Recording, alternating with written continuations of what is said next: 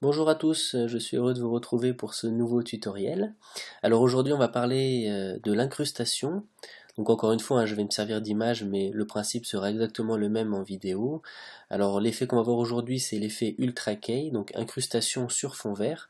Alors cette technique est souvent utilisée dans euh, la réalisation de films pour changer l'arrière-plan. Donc on va filmer des personnes, une scène avec un fond vert et ensuite derrière on pourra facilement modifier cet arrière-plan et c'est ce qu'on va voir aujourd'hui ensemble. Donc j'ai ici mon image sur fond vert qui est un hélicoptère. Donc là c'est une image, elle n'est pas animée, mais le principe reste exactement le même avec un film. Et ensuite j'ai mon fond. Donc voilà, je veux incruster mon hélicoptère dans ce fond. Voilà, si j'avais eu autre chose, l'idée serait la même. Donc pour commencer, on va mettre notre fond en arrière-plan en piste 1. Voilà, donc je le glisse ici, tout simplement. Et on va mettre ensuite notre hélicoptère par-dessus en piste 2. Voilà, donc là on voit bien que notre hélicoptère masque notre fond. Donc maintenant pour l'incruster, c'est très simple. Dans nos effets ici à gauche, on va chercher l'effet qui s'appelle Ultra Key,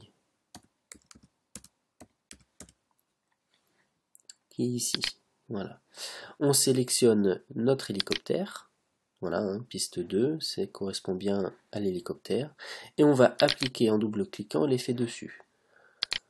Voilà, dans mes options d'effet, donc j'ai bien mon effet Ultra Key. Et avec la pipette, on va aller lui dire bien quelle couleur en fait on veut enlever. Donc là, je sélectionne le vert. Alors là, c'est un vert unique et très propre, donc pour ça, il n'y a aucun souci. Des fois, on peut avoir des fonds verts qui sont plus sales. Si on met un drap, il va y avoir selon la lumière, selon les pliures, etc. Donc là, il faut bien choisir un vert qui est le plus représentatif de l'ensemble de notre arrière-plan. Donc ça, c'est à vous de voir selon la situation.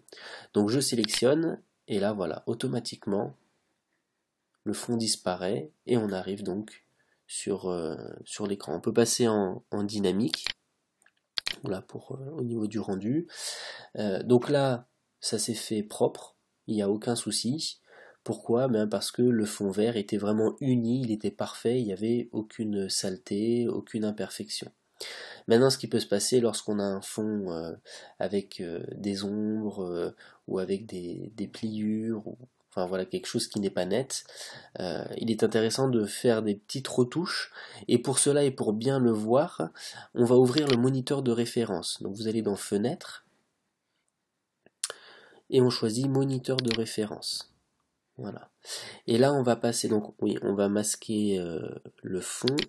Voilà. Donc là, vous masquez ici en cachant, en appuyant sur le petit œil, le fond qui est le ciel, et on va voir que notre hélicoptère. Donc normalement, on doit être en alpha, voilà, c'est ça. Et donc là, on voit que tout le fond est bien noir et notre dessin, notre hélicoptère est blanc, parce que le fond était propre. Maintenant, si vous avez un fond qui est sale, ce qui peut se passer, c'est que vous verrez plein de traces blanches, en fait, un peu partout. Alors, pas énormément non plus, parce que sinon ça voudrait dire que votre fond vert était vraiment très très sale, mais il n'empêche que vous pourrez avoir différentes traces blanches ici, là, là, enfin un peu partout. Et c'est les différents reflets ou les nuances de vert, en fait, que vous pouvez avoir dans votre fond.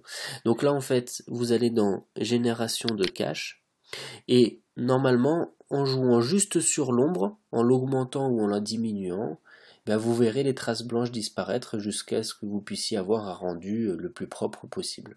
Voilà.